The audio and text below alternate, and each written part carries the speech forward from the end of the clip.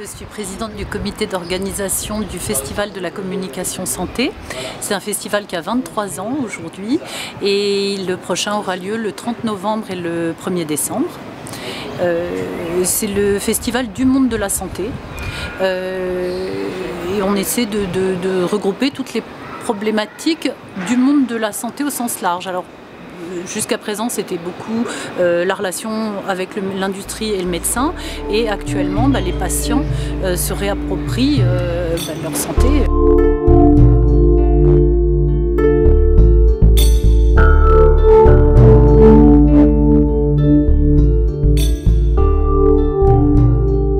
Je trouve qu'on n'en parle pas suffisamment.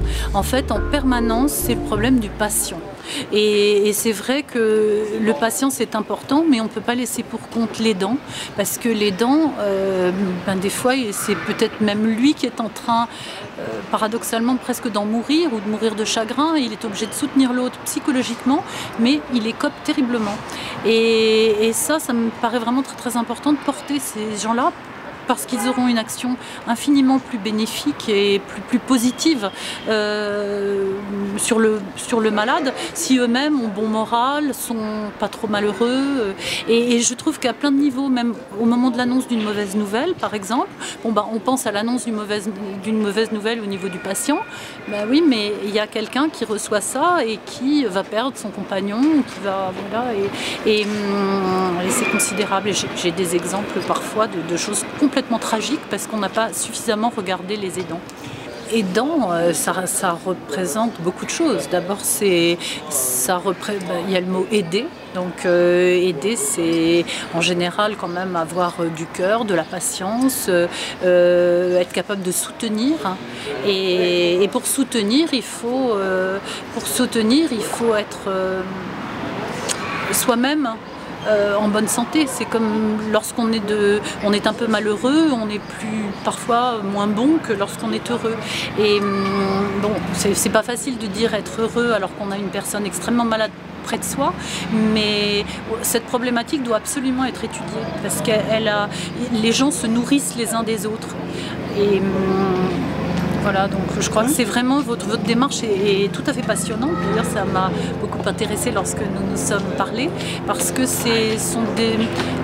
on laisse de côté des gens fondamentaux et on est tout le temps en train de parler d'une part du grand âge. On parle actuellement énormément des personnes de la dépendance et finalement on a l'impression que tout ça, c'est des mots, mais dans le quotidien, je vis pas encore ça, mais je vois beaucoup de mes amis, évidemment, qui ont des gros problèmes avec leurs parents. Et c'est pas si facile de pouvoir gérer tout, parce que des fois, il faut les porter. Et que si on est un peu âgé, ou même si on n'est pas âgé, moi, si mon mari il arrivait un problème, je pourrais pas le porter, par exemple. Et il faudrait que je sois très aidée pour pouvoir le porter, le laver et l'aider. Et ça me semble essentiel. Je pense que c'est vraiment pas une famille, c'est quelque chose d'un peu large, et quand quelqu'un a un problème, quelqu'un de la famille tombe à cause d'une maladie, l'autre tombe aussi, et s'il tombe psychologiquement, il n'est plus d'aucun recours.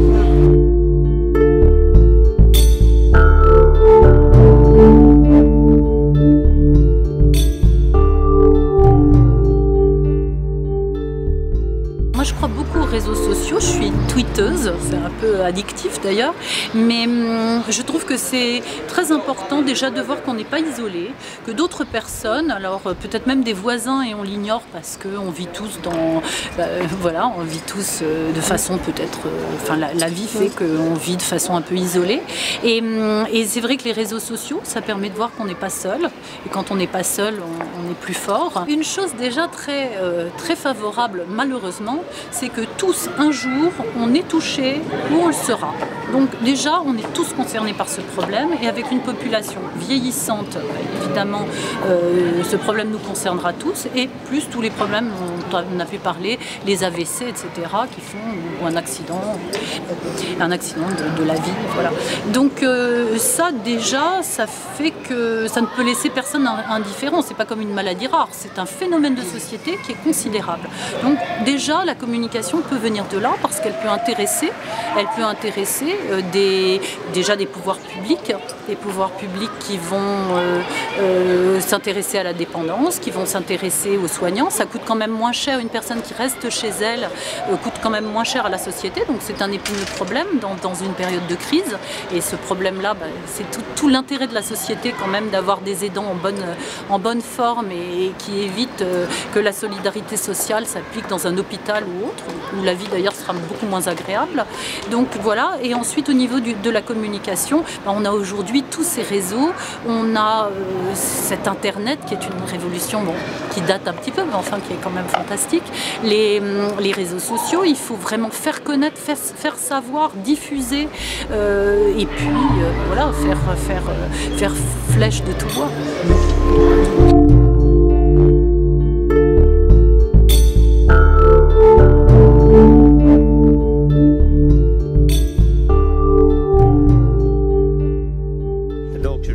Chauvin, je suis cancérologue, je suis professeur de santé publique à Saint-Étienne maintenant et j'ai une activité de recherche qui s'occupe beaucoup d'éducation thérapeutique et dans le cadre de l'éducation thérapeutique, on a un programme sur les aidants justement en soins palliatifs où on voudrait développer un programme d'éducation, même si le terme n'est pas très agréable à entendre, un programme d'éducation des aidants, ce qui nous semble très important.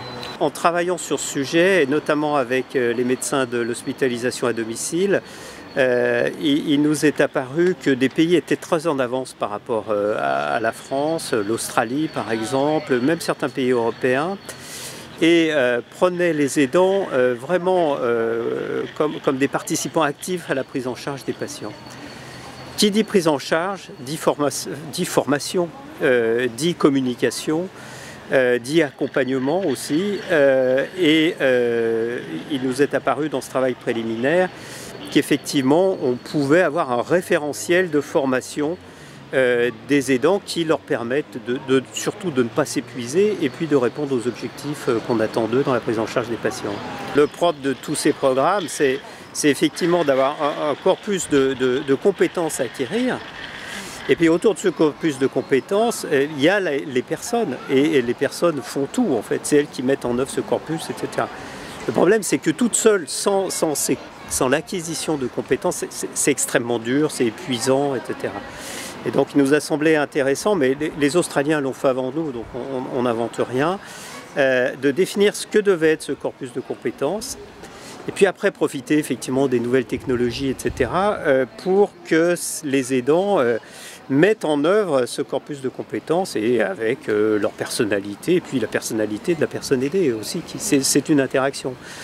Cela dit, il faut aider les gens à le mettre en œuvre. Et ça, c'est vraiment des programmes très, très importants. Alors, il se trouve que je suis aussi au Haut Conseil de la Santé publique et je préside la commission évaluation stratégie prospective, c'est un grand mot, mais on fait l'évaluation des plans de santé publique en France. Et ce qui est frappant, c'est qu'un certain nombre de plans, le plan amélioration de la qualité de vie des patients porteurs de maladies chroniques, le plan soins palliatifs par exemple, comportait un volet aidant. Et c'est le volet qui a le plus de peine à être mis en œuvre. Pourquoi? Parce qu'on n'a pas, on ne sait pas faire. On manque d'expérience, on manque de partage d'expérience, y compris pour ceux qui mettent en œuvre les plans.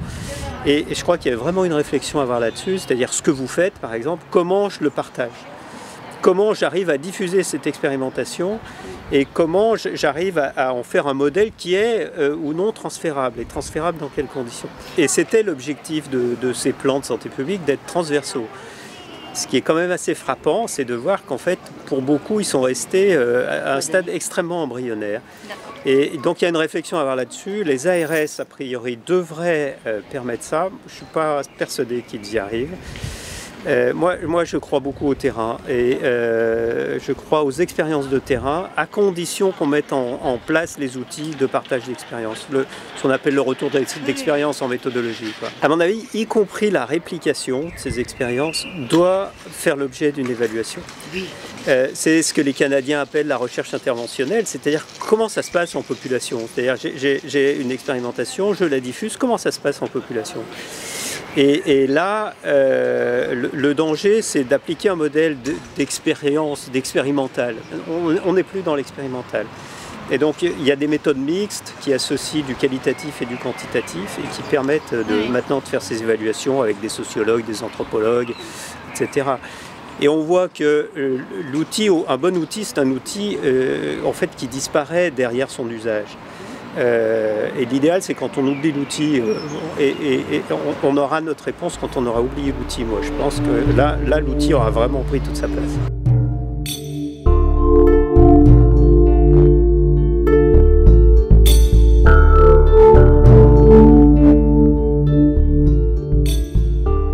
Donc moi, je m'appelle Catherine Cerizet, j'ai été malade d'un cancer du sein il y a 11 ans. Donc en décembre 2000, j'ai été prise en charge assez vite. J'ai eu des traitements lourds, chimiothérapie, ablation du sang et reconstruction, puisque j'ai choisi d'être reconstruite.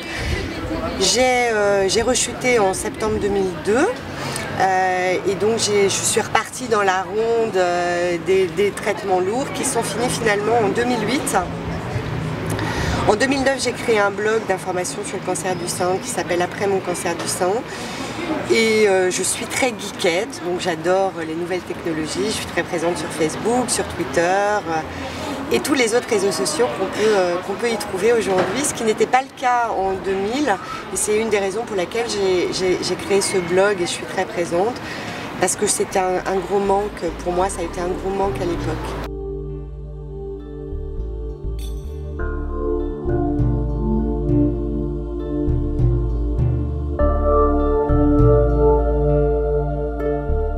Le rôle des aidants a été essentiel. D'abord le rôle de mon mari, qui était mon plus proche aidant, on va dire, qui a été extrêmement présent. Alors ça a été un rôle en deux temps, c'est-à-dire ça a été un rôle pratique.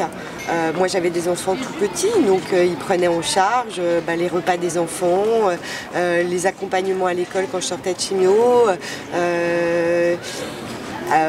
Il me soignait en quelque sorte, il était mon soignant, c'est-à-dire qu'il m'apportait mes médicaments au lit, il m'aidait à vomir mes tripes, enfin bon, vraiment des choses extrêmement pratiques et puis psychologiques, un rôle extrêmement important. Je me rappelle notamment lors de ma rechute, moi je voulais pas y retourner, je voulais pas retourner en chimio, c'était pour moi hors de question, j'en avais eu 12, on m'en proposait 6, encore plus lourdes. Et je me revois encore en train de pleurer par terre dans mon couloir en disant je n'y retournerai pas.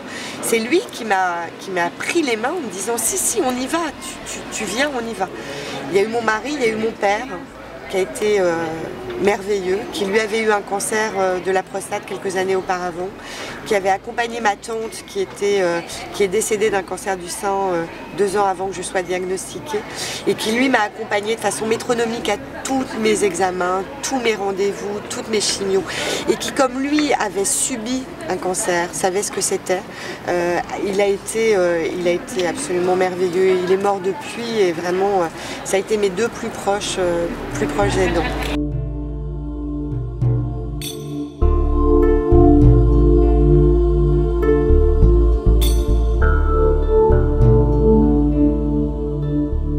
À mon niveau en tant que malade, moi je prenais un antidépresseur.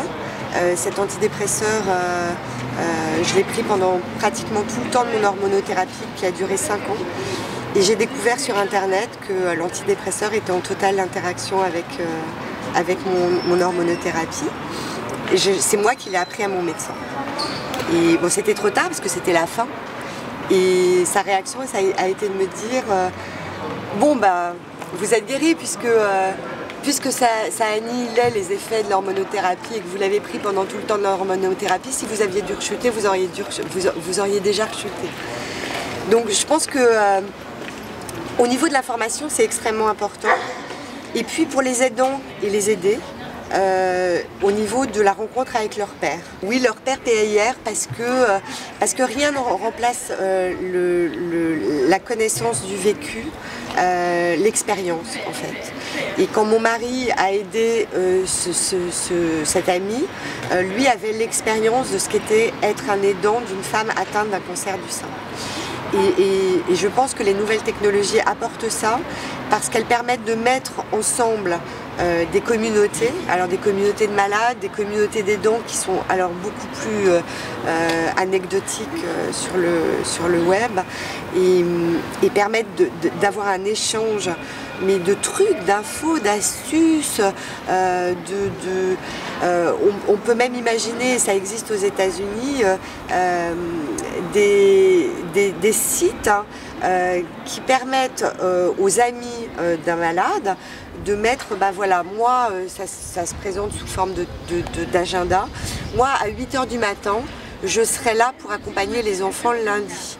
Et puis moi, par contre, une autre personne va dire, bah moi, je serai là pour faire le déjeuner le mercredi, et moi, le vendredi, je ferai les courses. Et donc, ça permet d'aider les aidants à s'organiser pour aider le malade. Donc, les nouvelles technologies sont même incontournables, je pense. Néanmoins, les nouvelles technologies amènent à des rencontres IRL, in the real life, et ça, c'est extrêmement important. Moi, à travers le blog, à l'époque même, j'ai rencontré des femmes et cet échange qu'on a eu virtuel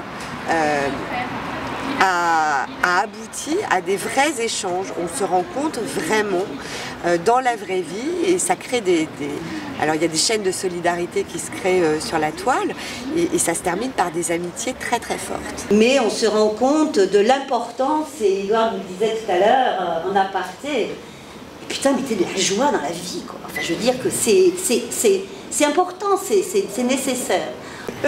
C'est joliment répondu.